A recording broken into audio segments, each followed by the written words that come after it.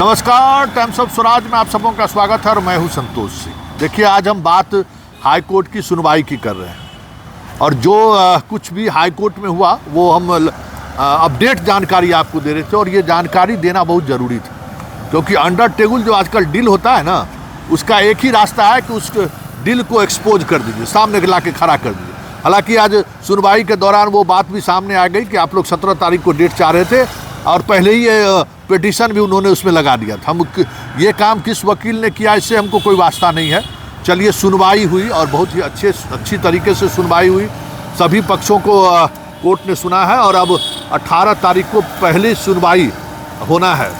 वैसे देखिए कि जिस बेंच में सुनवाई होना है, हम उस बेंच से शुरुआती दौर से ही बहुत ही आसान भी थी, क्योंकि वो स्टूडेंट के डर को, आज के दौर के वो छात्र रहे हैं, स्टूडेंट के दर्द को वो समझते हैं और आज भी कहीं न कहीं उनके दिल में स्टूडेंट बसता है। इसलिए उम्मीद की जा सकती है कि अगर साक्ष्य देने में छात्र अगर कामयाब हुए तो समझिए कि परिणाम आपके हाथों में होगा। वैसे कहना बहुत मुश्किल है, पूरी सरकार लगी हुई है, वो आपको देखने से लग ही रहा होगा। लेकिन हिमांशु जी, हम इन्हीं से पूछे थे कि भाई आज तो 17 तारीख को डेट दे दिया, तो जा रहे थे अंदर तो कहे कि नहीं अभी सुनवाइयों नहीं हुआ है, तो हम इसलिए खबर चला दिए थे। हिमांशु जी, आज क्या हुआ कोर्ट में? दरअसल आज बहुत ही तनावपूर्ण माहौल था हम लोगों के लिए, क्योंकि आज लास्ट वर्किंग डे था और हाफ टाइम तक ही सुनवाई होनी थी और 37 नंबर पे हम लोग का केस था और एक साथ जो है 6 केस थे, जिसमें एक PIL 5 जो है रिट था। तो पहुँचते हुए थे हम लोग सारे के सारे लोग, लेकिन तनाव था कि सुनवाई हो नहीं पाएगी, क्या होगा। और मैं फर्स्ट टाइम जो है कोर्ट नंबर 1 में गया था और जहाँ पे माननीय आशुतोष जी बैठे हुए थे, न्यायाधीश साहब, एक्टिंग मुख्य न्यायाधीश। तो मैं, चूँकि आज तक मैंने कभी उनकी हियरिंग सुनी नहीं थी, मतलब कभी उनका एक कोर्ट देखा नहीं था, फर्स्ट टाइम देखा, तो हम लोग पहले ही पहुँच गए। तो मैं लगभग 1 घंटे पहले ही वहाँ पहुँचा हुआ था। लेकिन मैं देखा कि जिस तरह से वो सारे केस को इंटरटेन कर रहे थे, जिस तरह से सुन रहे थे, तो मुझे बड़ा अच्छा लगा कि साहब ऐसे ही जजों की ज़रूरत है भारत में, जो किसी भी व्यक्ति के किसी भी छोटे से इशूज़ को अच्छे ढंग से सुने। तो फिर हमें थोड़ा सा आशा जगी, लेकिन डर बना हुआ था कि चूँकि PIL को लेके और अभिजीत जी को लेके कई तरह के शंकाएँ लोगों के मन में उठ रही थी और जिस प्रकार लास्ट टाइम हुआ था, मुझे बड़ा कष्ट हुआ था उस चीज़ को। तो फिर हमने अभिजीत जी से बात की, हमने कहा कि सर आप सहयोग कर रहे हैं और अच्छे ढंग से सर डिग्निटी को एक मेंटेन करना है सर, ताकि हम लोग का जो शिक्षा सत्याग्रह लगे कि साहब हमें एक साथ यूनाइट होकर लड़ रहे हैं। क्या बिल्कुल हिमांशु जी? तो उन्होंने अपनी बातों को रखा, तो सब ने अपनी बात रखी। तो पहले तो BPSC के जो माननीय वकील साहब थे, उन्होंने अपनी बात रखी और रखने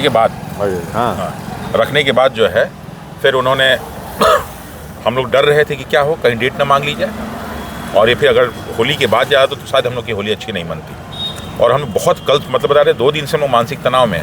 लोग सोचते होंगे कि बैठना आसान है, बैठना आसान नहीं, सब कठिन है, क्योंकि जितना हम लोग शारीरिक रूप से लड़ रहे हैं उससे ज़्यादा मानसिक रूप से लड़ रहे हैं और सारे का सारा ग्रुप परेशान था। लेकिन आज जब सुनवाई शुरू हुई तो सबने अपनी बात कहनी शुरू, तो उन्होंने कहा कि नहीं, पहले मैं इनको सुन लेने दीजिए और मैं एक एक व्यक्ति को सुनूंगा, एक एक रिट को सुनूंगा और आपके सारे ग्रीवांसेस को सुनूंगा, क्या क्या चीज़ें हैं। तो सबसे पहले अभिजीत जी ने, चूँकि लाइव ही थे, ऑनलाइन कर रहे थे, तो उन्होंने अपनी बात को बहुत सही ढंग से रखा और एक एक घटनाओं को उन्होंने उल्लेख किया जो शायद हम लोग के केस में शामिल नहीं है। और उन घटनाओं में लाठीचार्ज से लेके DM के कार्य से लेके पेपर जो है बाबू परीक्षा परिषद में जो पेपर आया, किसी कोचिंग संस्थान से मिलना, ये सारी चीज़ें वहाँ डिस्कस हो रही थी। फिर जो है खगड़िया में जो 11-12 लोग के साथ स्पेशल ट्रीटमेंट हुआ, तो वो सारा का सारा न्यूज और पूरा प्रॉपर ढंग से लगा रखा था ना।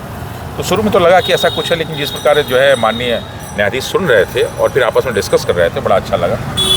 और फिर उन्होंने कहा कि ये साहब केस रात तक मैं सुनूंगा, अगली बार जब मैं डेट दूंगा तो रात तक सुनूंगा, चाहे कुछ भी हो, ये पूरे केस सुन के।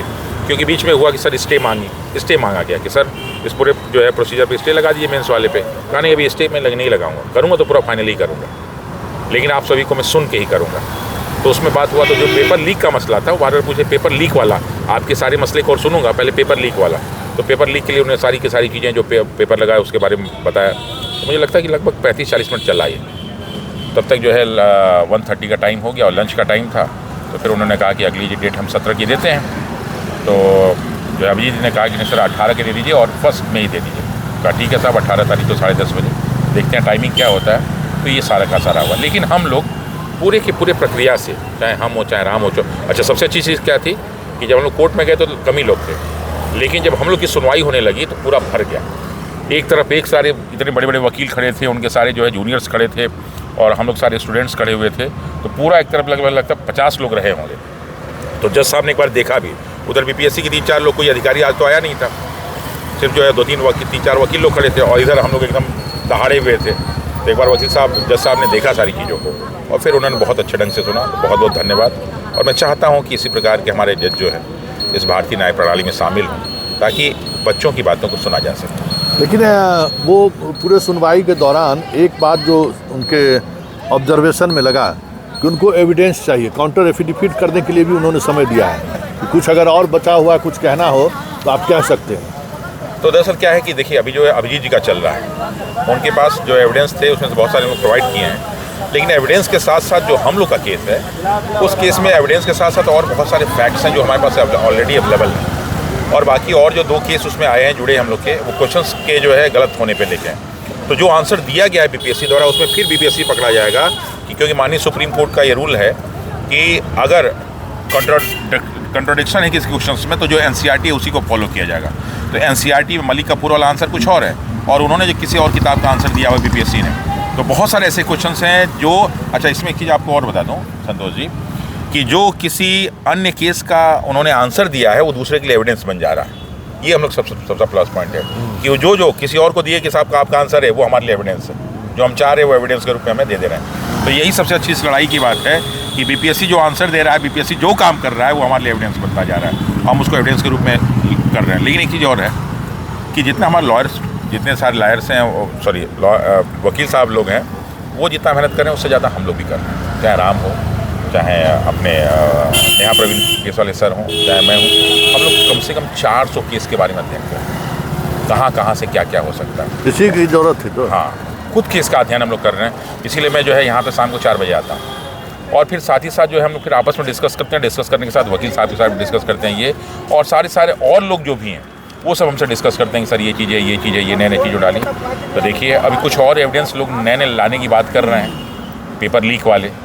तो मुझे लगता है कि अगर वो एविडेंस भी साथ शामिल हो गए तो इस बार बीपीएससी की, तो आप खान से क्यों नहीं मिलते हैं भाई, जब उसके पास एविडेंस, अब कब एविडेंस की बात करें? मैं सोच रहा हूँ, हाँ, खान से मिलिए। मैं चाह रहा हूँ कि खान सर से मैं पर्सनल जाके मिलूँ और उनसे कहूँ कि सर जो भी एविडेंस है आप हम लोग को प्रोवाइड कीजिए, ताकि अपने केस में हम लोग 18 तारीख को लगा सकें। और मैं कोशिश करूँगा, होली की छुट्टी है तो इसी बार होली मिलन भी हो जाएगा, क्योंकि काफ़ी लंबे समय से मेरी बात नहीं हुई थी। बीच में एक बार बात हुई मेरी, और वो चूँकि साथ दिल्ली गए हुए थे, तो आते हैं तो मैं उनसे बात करता हूँ कि अगर सर आपके पास कुछ इस तरह के एविडेंस हैं जो हमारे लिए फ्रूटफुल हो सकते हैं, तो प्लीज़ बच्चों की मदद कीजिए, क्योंकि अभी तो उसी की ज़रूरत है। और वो कई बार आप ही के इस गर्दनी बाग में आके गरज कर चले भी गए कि मेरे पास इतने एविडेंस हैं कि परमार को जेल जाना तय है। लेकिन अब वक्त, अभी यही तो वक्त है, उपयुक्त समय पर आप अपना एविडेंस प्रस्तुत करिए। तो देखिए, मुझे लगता है कि शायद उनके पास जो भी एविडेंस होंगे वो ज़रूर हम लोग की मदद करेंगे, और मैं कोशिश भी करूँगा कि उनसे बात कर सकूँ। देखिए, जैसे क्या है कि सारे छात्र एक हैं, फिर अभी जो है वकील से जो हम लोग का ग्रुप है, वही सब एक हो चुके हैं। थोड़ा सा छात्र, अभी टीचरों में यूनिटी नहीं बन पाई है, तो हम प्रयास करें कि इस होली में जो है इन सारे के सारे टीचरों की यूनिटी बन जाए। और अगर ये कॉम्बिनेशन बन जाता है कि छात्र, गुरु और वकील, तो फिर मुझे नहीं लगता है कि हम लोग को कैसे कोई हरा पाएगा। बहुत सही है। हमारी भी यही कोशिश है कि ये जो लड़ाई अलग अलग तरीके से लोग अलग अलग प्लेटफॉर्म पर जो लड़ रहे थे, हमारी कोशिश यही है, चाहे खान के बारे में मेरा कहना या बाकी लोगों के बारे में मेरा कहना, मेरा सिर्फ और सिर्फ यही उद्देश्य है कि ये लड़ाई सिर्फ बीपीएससी पीटी की लड़ाई नहीं है, ये लड़ाई बिहार के उस नौजवान की लड़ाई है जो नौजवान पिछले 10-15 वर्षों से बुरी तरह से थक चुका है यहाँ के सिस्टम के सामने। उन्हें विकल्प नहीं दिख रहा है कि हम इस सिस्टम के सामने कैसे खड़े हों, कैसे हम उससे लड़ाई लड़ें, कैसे अपनी बात को मजबूती से हम उसके सामने रख पाएँ। तो ये लड़ाई इसलिए महत्वपूर्ण है क्योंकि सभी तरीके के लोगों का इस लड़ाई से सीधा वास्ता रहा और सबों ने साथ मिलकर लड़ाई लड़ी है। हम बस टाइम्स ऑफ स्वराज की कोशिश यही है कि ये लड़ाई सिर्फ गर्दनी बाग के गर्जना के साथ एक नए बिहार की तरफ ले चले। मेरी उम्मीद की किरणें इसलिए जगी हुई है, और हम आज भी जब कभी कुछ ऐसी बातें होती हैं तो हम गर्दनी बाग आकर ही अपनी बात रखने की कोशिश करते हैं। चलिए इस बातचीत को यही ख़त्म करते हैं, लेकिन बीपीएससी का ये आंदोलन हमें लगता है कि इतिहास कायम करेगा जिस तरीके से चीज़ें आगे बढ़ रही हैं। धन्यवाद, नमस्कार।